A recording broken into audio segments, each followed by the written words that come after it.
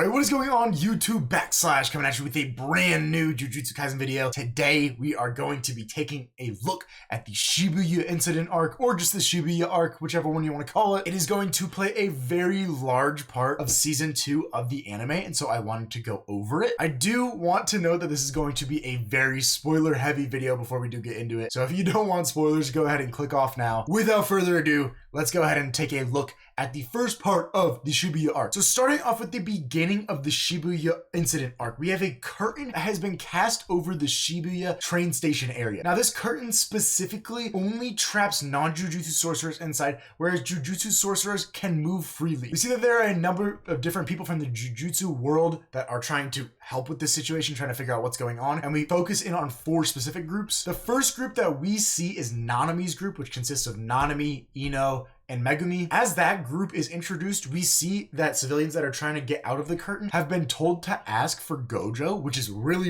interesting. We then move to the next group, which is the Zenin group. This group consists of Naobito Zenin, Maki, and Nobara. We then transition to the third group, which is the Kusakabe group, which consists of Panda and another grade 1 sorcerer named Atsuya Kusakabe. We then see Gojo show up and walk into where the civilians have been trapped inside of Shibuya Station. After Gojo moves into the station, we move to a 4th squad that consists of Mei, her younger brother Ui, and then Yuji as well. And we see that they are headed to a different station that is still in the area, but it's not Shibuya Station, as another curtain has been thrown up that is trapping civilians inside and also not letting any Jujutsu sorcerers inside. We now cut back to Gojo, and he's walking through the crowd in the crowded Shibuya Station. It's cramped, completely full of civilians, and we see that he runs into Hanami, Jogo, and Choso. We see them exchange words, and we see that Hanami has trapped Gojo off from escaping, while remarking that they're gonna kill everyone there regardless of whether or not Gojo decides to run. We then see Hanami, Jogo, and Choso start to just eviscerate the crowd of civilians using their respective curse techniques. This is the first time that we get to see Choso's blood manipulation technique,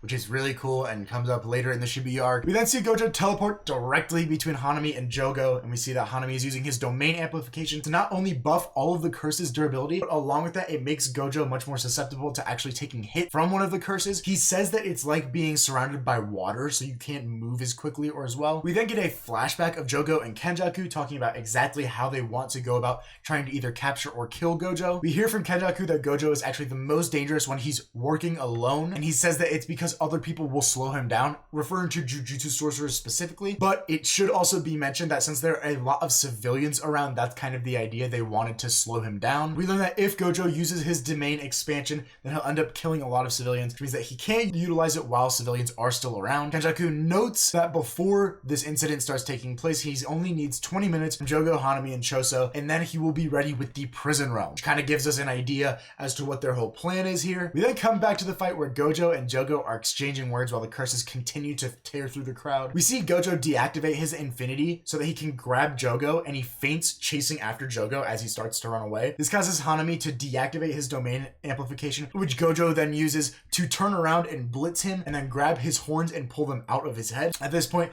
we cut back to Choso, who has not been involved in the fight with Gojo at this point. He's just been killing civilians the entire time. Gojo turns his attention towards Hanami. As he is weakened now, he grabs him and crushes him into the wall, which kills him.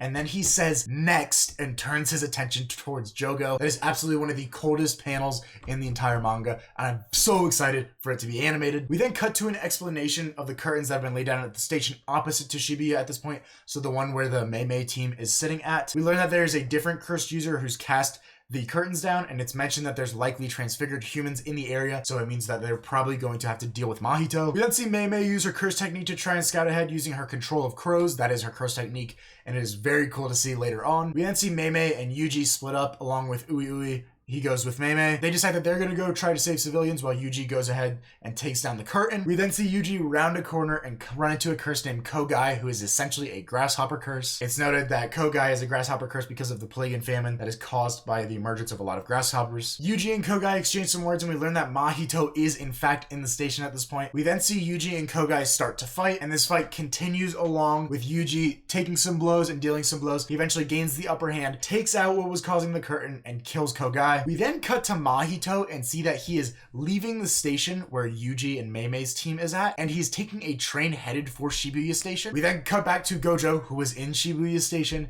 who's trying to kill Jogo, and we see that Kenjaku and Dagon are watching his fight against the curses. We then cut back to Yuji, who's now met up with Meimei and Ui. They move towards the area where the civilians were supposed to be at, and they run into a human who appears to be fine at first. He then turns into a transfigured human and dies. We then cut back to the Shibuya Station where, again, Gojo is still fighting, where a train approaches. Surviving civilians are exceptionally happy to see it, you know, because they've been seeing people get exploded and their heads cut off and crazy stuff. So they decide to run towards it. They think it's a lifeline for them. The doors then open and out comes a massive transfigured humans, and Mahito comes strolling on out, and the transfigured humans start to kill anyone that was near the platform. We then see Mahito and Jogo meet up as the chapter and both the volume come to an end. I think this is absolutely one of the craziest introductions to an arc that we've seen. We have not seen, I don't think, curses just kill so many people and amass so many people in an area before. I think that the plan to try and kill or trap Gojo is something that's really interesting. I'm very excited for you guys to see part 2 of this. Gonna probably be uploaded the day after this comes out, so go ahead and click on that. I'm sure I'll have it, you know, connected in terms of like a card or something like that. But if you guys did like this video, please drop a like, subscribe, and comment. Let me know what you guys want to see next.